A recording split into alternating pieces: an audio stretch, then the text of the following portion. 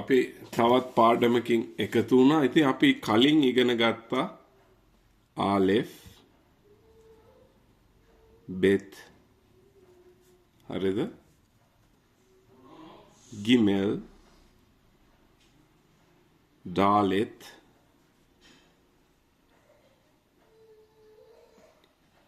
hey wow zain හරිද? zain අපි ඉගෙන ගත්තා. ඊපස්සේ අපි අවසානව අපි ඉගෙන ගත්තා het කියන එක. මේ අක්ෂර අකුරු 8 අපි ඉගෙන ගත්තා. අපි කිව්වා මේකට සවුන්ඩ් එකක් නැහැ. මේක බ ව වෙනවා. ඊට පස්සේ ග වෙනවා මේක. ඩ වෙනවා මේක. වෙනවා මේක. ව වෙනවා මේක. ዝ වෙනවා මේක. කියන සවුන්ඩ් එක උච්චාරණය වෙනවා මේක. ඉතින් මේක තමයි අපි ඉගෙන ගත්තේ. දැන් අද අපි ඉගෙන ගන්න යන්නේ ඉතුරු ටික. හරිද? එතකොට het වලින් පස්සේ තමයි අපි ඉගෙන ගන්න. het වලින් පස්සේ අපිට තියෙන වචනයක් තමයි මේක. tet. හරිද? අපි මේ විදිහට තමයි ලියන්නේ. හරිද? හැබැයි අර අනිත් අක්ෂරේ නිකන් පයනු ෂයන වගේ මෙන්න tet. එතකොට මේකේ සවුන්ඩ් එක t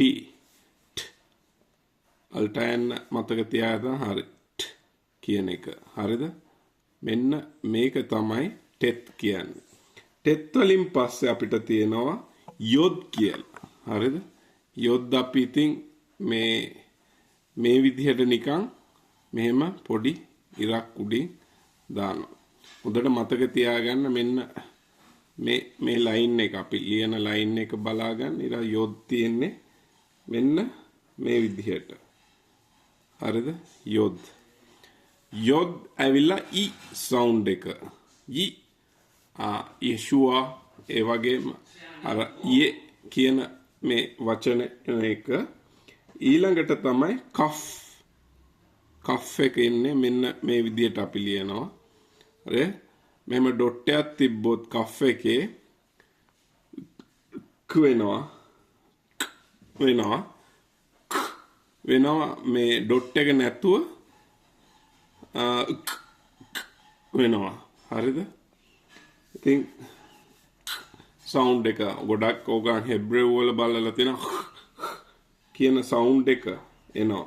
ඉතින් මෙන්න මේ කෆ් එක හැමතිස්සෙම මුල් අකුරු වල මැද අකුරු වල මෙන්න මේ විදිහට තමයි එන්නේ. සමහරක් විට අවසන් වෙද්දී කෆ් එක ලියනවා මෙන්න මේ විදිහට. හරිද? හොඳට මතක තියාගන්න මෙන්න මේ විදිහට. මේ වගේ පල්ලෙහාට යනවා. මේකෙන් පල්ලෙහාට ඉර යනවා. අන්තිමට අවසන් කරද්දී මෙන්න මේ වගේ අවසන් කරනවා.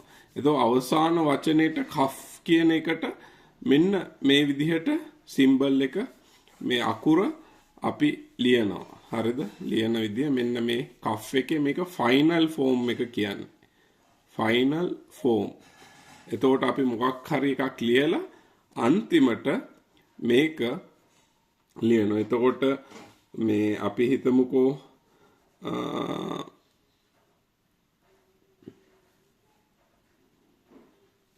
මේ මොකක් හරි වචනයක් අවසන් කරනවා කියලා.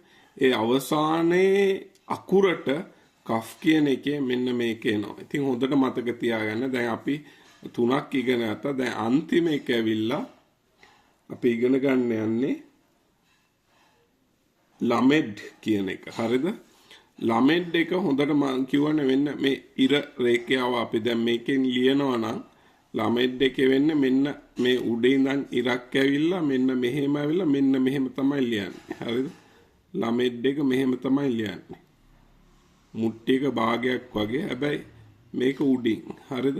දැන් අපි ආලෙෆ් එකත් එක්ක බලමු. ආලෙෆ් එක මෙහෙම ඉවර වෙන්නේ. මේක ඉවරුණායින් පස්සේ ලමෙඩ් එක මෙන්න මේ විදිහට එන්නේ. මේක උඩ.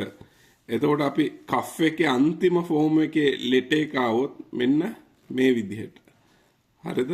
එතකොට අපි දන්නවා මේක මේ කෆ් එකේ අන්තිම ෆයිනල් ෆෝම් එක කියලා. මේක ලමෙඩ්. හරිද? මේ විදිහට. එතකොට අපි කෆ් එකත් එක්ක ඉස්සරහින් ලියලා මේම දැම්මොත් කා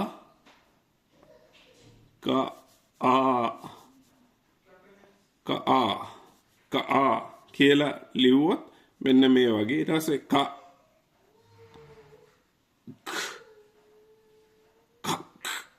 කියලා නිකන් ලියනවා කියමු. අන්න එතකොට මෙන්න මේ ෆයිනල් ෆෝම් එක එනවා මේ කෆ් එකේ. ඉතින් අපි ඊළඟ පාර ඉතුරු ටික ඉගෙන ගමු. දැන් මේ අකුරු 4ක් ඉගෙනගෙන තියෙන්නේ. දැන් ඉතුරු ටික ඕගලන් ප්‍රැක්ටිස් කරලා ඉගෙන ගන්න.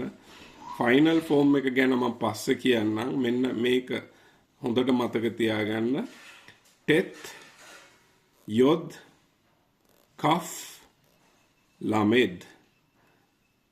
ටෙත් යොද් කෆ් ලමෙද්. මේක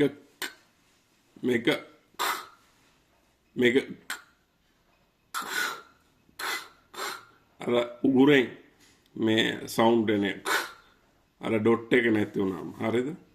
මේ ටික ඔයගොල්ලෝ මතක තියාගන්න. මේ දැනට උච්චාරණය ගැන හිතන්න එපා. මෙන්න මේක ඔයගොල්ලෝ ප්‍රැක්ටිස් කරන්න.